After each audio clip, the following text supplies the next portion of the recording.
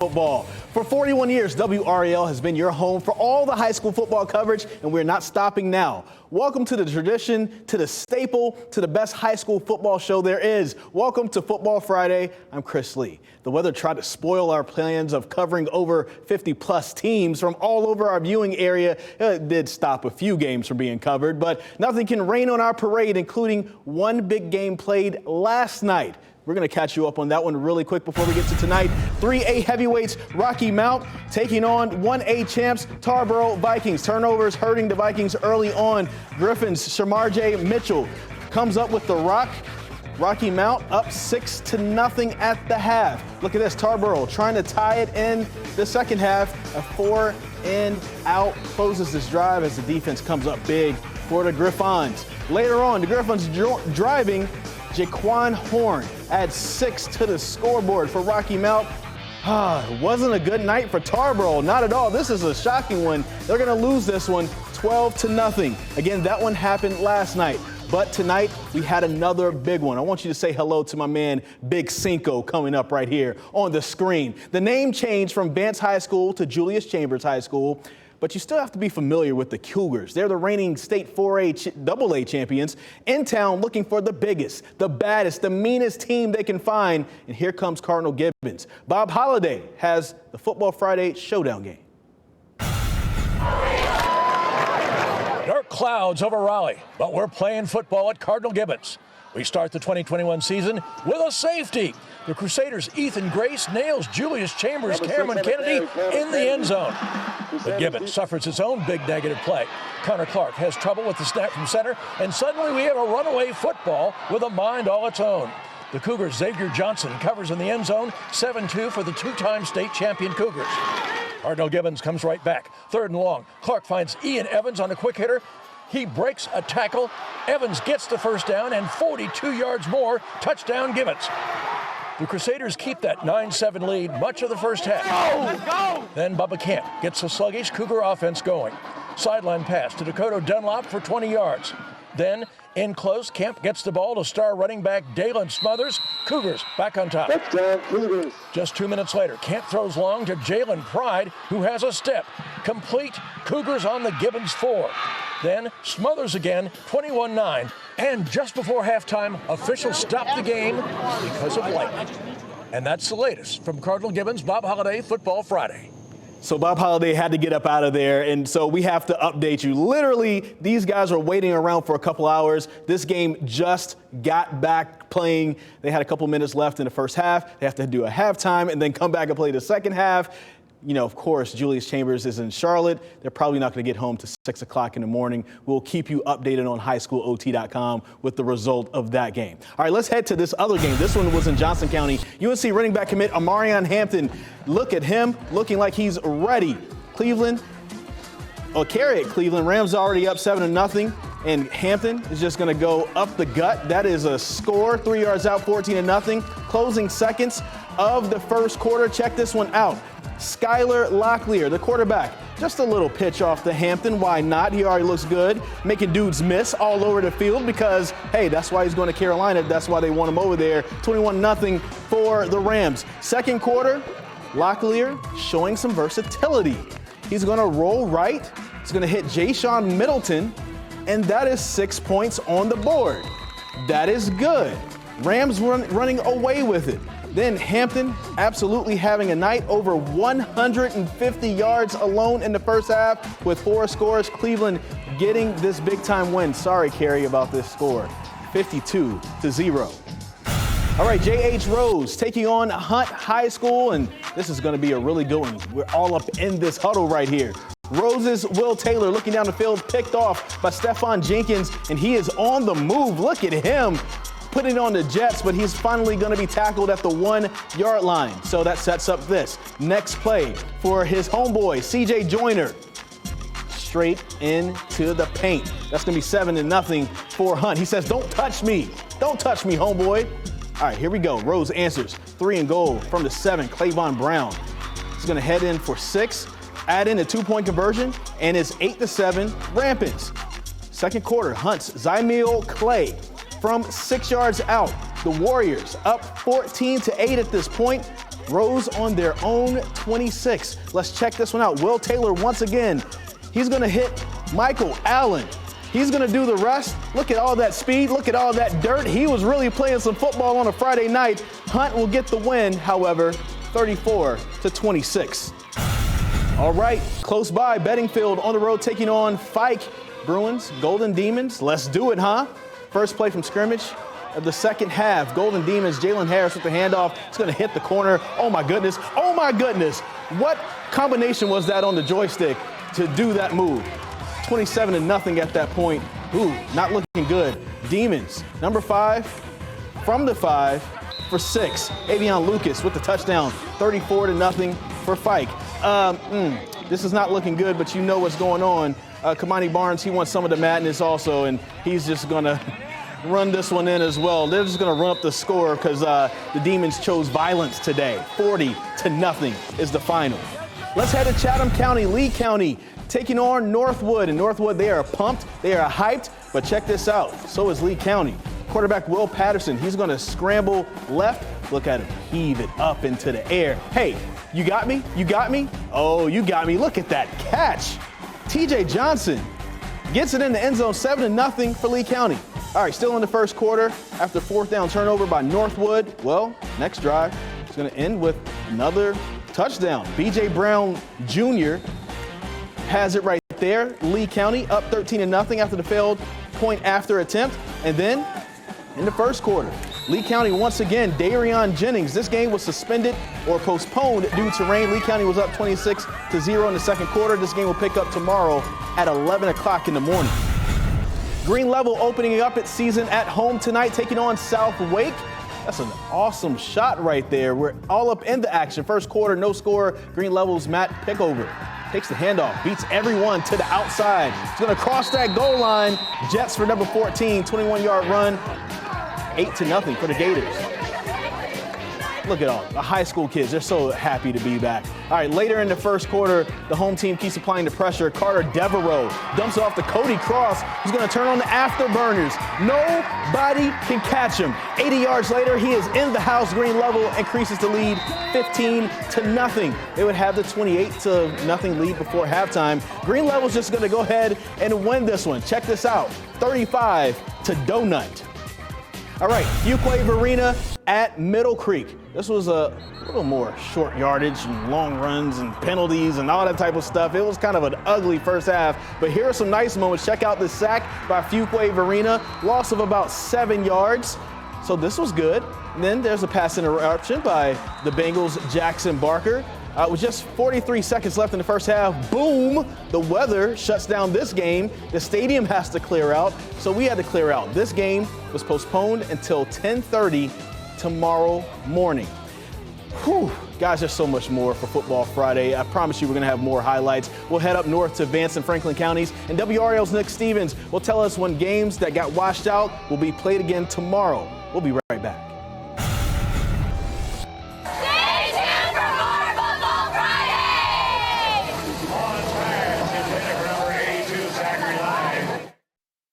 If we took our entire weather center and put it in here? Guess what? We did. The WRAL Storm Tracker, taking you straight to the storm with complete control of our dual Doppler 5000 radar to show you what's coming from up here right down to your street, giving you the most accurate forecast minutes before anyone else, with the state's largest severe weather team working to keep you safe. The WRAL Storm Tracker, brought to you by Leaf Nissan. Preparing to sell your home can be stressful and time-consuming, but Mark Spain Real Estate has you covered. You can sell your home from virtually anywhere with our guaranteed offer. Keep your family top priority and skip the meetings and all the hassle. With the Mark Spain Real Estate guaranteed offer, you can sell your home hassle-free. There's no showings, no open houses, no stress. Go to markspain.com to get a guaranteed offer on your home today. Hello, I'm John Heister for the Heister Automotive Group. And you know, it's come to our attention that there's fly-by-night businesses moving into the Triangle area using gimmicks like vending machines and car haulers and scare tactics. But did you know they don't have service departments? How do you stand behind what you sell?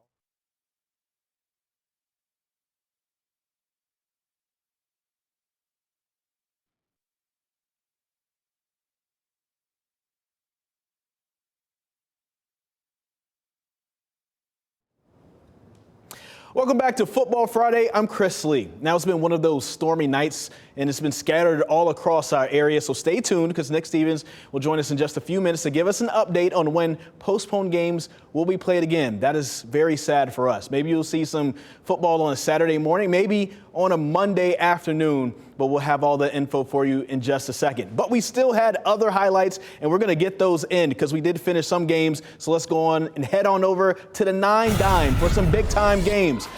Pine Forest hosting Jack Britt with the cheerleaders getting the crowd up. Second quarter, Jack Britt punting on their own 11. Their punter, Luca Duarte, oh man, it just goes over his head. Can't do anything about that. That's a safety. Still second quarter, Jack Britt, Sincere Baines takes the handoff. He's going to find some room. He's going to take it all the way. He is untouched, keeps his jersey clean. His mom likes that. Second quarter still, Pine Forest on their own 12. Look at this. Aiden Davenport chucks it to the middle of the field to Ian Ward.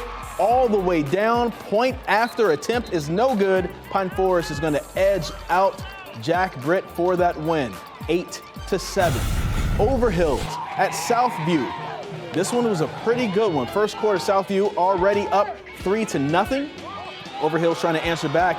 But Jordan Bryant, he gets picked off by Savon Smith. He's going to take that all the way back for the pick six. The PA was good. 10-0. Second quarter. Southview on Overhills 45 to Davion Wembley. He's going to roll out, looking downfield. Gerard Brown pulls it in. And then 2 plays later, Michael Breedlove's going to rush up the middle 3 yards. And that's good. 17-0 for Southview. And then second quarter, Wembley looking to share the wealth. Connects over the middle with Jamarice Ray. Look at that. He is all the way in. 43-0. Southview is going to roll on to victory. Leesville Road on the road, taking on Wakefield. All the kids are really hyped for this one. I would be too. First quarter, Leesville Road is going to strike first. Will Murray to Nasir Winston for the touchdown. Leesville up 6-0. Later on, oh, we got to celebrate first. Now later on, Will Murray hands the ball off to DJ Scott. No relation to Michael Scott. Maybe he is. Who knows? But then Murray, he's going to make some more magic as Leesville will go up for 2 for the 2-point conversion. Leesville Road is going to get the win on the road, 18-8. Holly Springs dodging raindrops, going north to Heritage. This was a pretty good game. Holly Springs, Brock Wills, he's going to throw to Addison Carlson for the first down, but nothing happening on this drive, and so they didn't end up scoring, but it was a nice first down, however. Later on for Heritage, NC State commit Lex Thomas with the pass to Chance Peterson for the touchdown. They go up 27-0. Lex Thomas, well, you know, he's got a big brother, already plays at NC State, showing him how to do it. Marco Patierno for the 2-point conversion. And Heritage, they're going to get that week 1 win, 36-18. All right, my man Big Cinco is coming back to join us. Let's head on over to the north side. Show some love for our schools up there. 2 big games, Warren County versus Vance County, and Corinth Holders at Franklinton. Photojournalist Rick Armstrong has a story for us. At Vance County Stadium, it was a 50-50 fight between the storm clouds and the sun won. Vance Vipers with the ball in Warren territory, but Jaquel Hendricks on a big defensive stop. Vance has to punt, but the snap is high, and Warren's Kayvon Davis recovers. Some nice attempts at the goal line. Finally, DeMonte Hawkins is in. It's 8-0 Eagles. Now the Vipers respond. Long bomb, Garrett into the hands of Davion Vines Holder. Touchdown. Makes it 8-7. Vance goes on to win 34-6. In Franklinton, the Red Rams start the second half down 28-7 with Corinth Holders dominating. Rams Trayvon Sharps breaks through, big gain, but holding is called. They lose yards.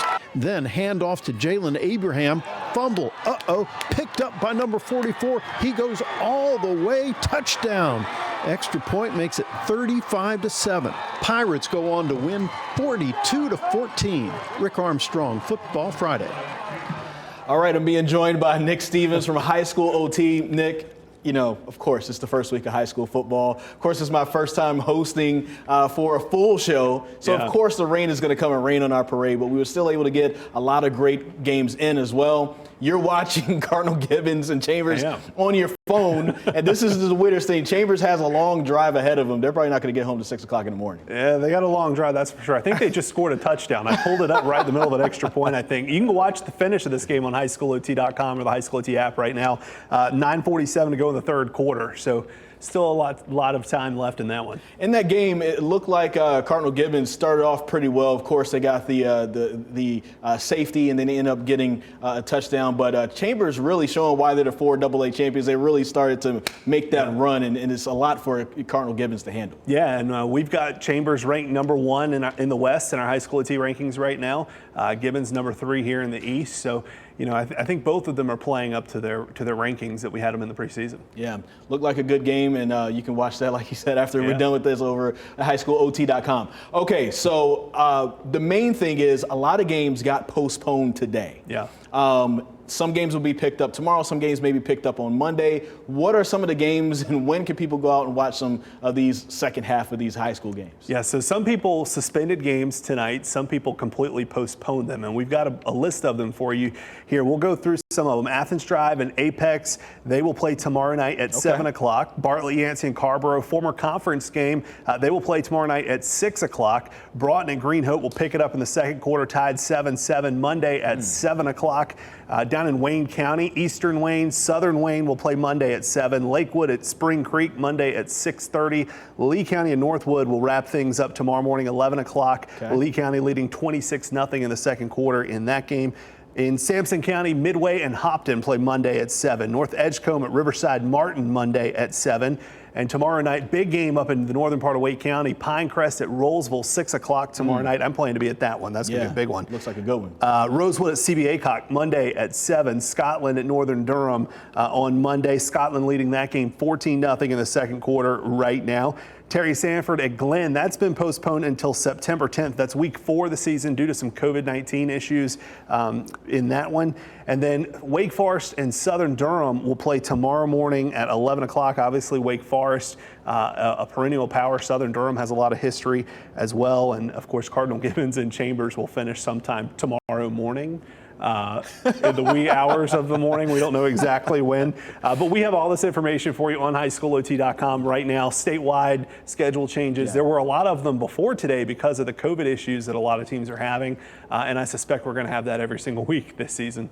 When you saw that, with teams having COVID-19 issues, and you're noticing that, are you able to talk to those ADs? What are they telling you about how they're getting over these types of things and how they're trying to go about their seasons to navigate around this? Because it's still happening for us even over a year later.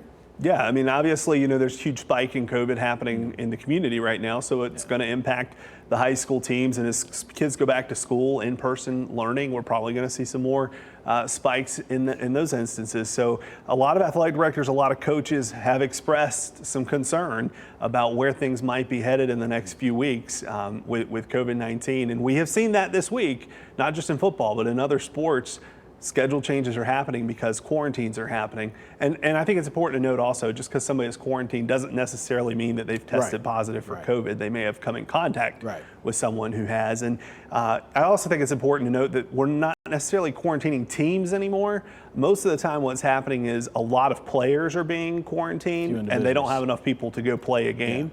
So in that situation, what happens is they just postpone or cancel the game because they can't safely play it. So you were talking about the game that you're going to be at Roseville. Who are they playing again? Pinecrest at Roseville. Pinecrest at Roseville. Tell us a little bit about that, why that one is a big one for people to watch, and why they should, of course, stay tuned to HighSchoolOT.com tomorrow to learn about that. I might be so excited about this one, I'll have to package it for the web. Roseville is obviously the defending 4AA runner-up from the spring season. Pinecrest always strong, but head coach Chris Metzger left during the offseason to go to Montgomery Central. So it's going to be interesting to see how they rebound from losing their head coach, who really brought Pinecrest into the conversation while he was there. Shout out to Martin Samick. I had a chance to cover him when he was at Parkland over in Winston-Salem. He's a good coach, done very, very well over there for Roseville. That is all from us right here. We try to work this out for you. I mean, even with the rain. I'm Chris Lee. That's Nick Stevens. Thank you guys for watching for Football Friday. We'll be back next week. Same place, same time.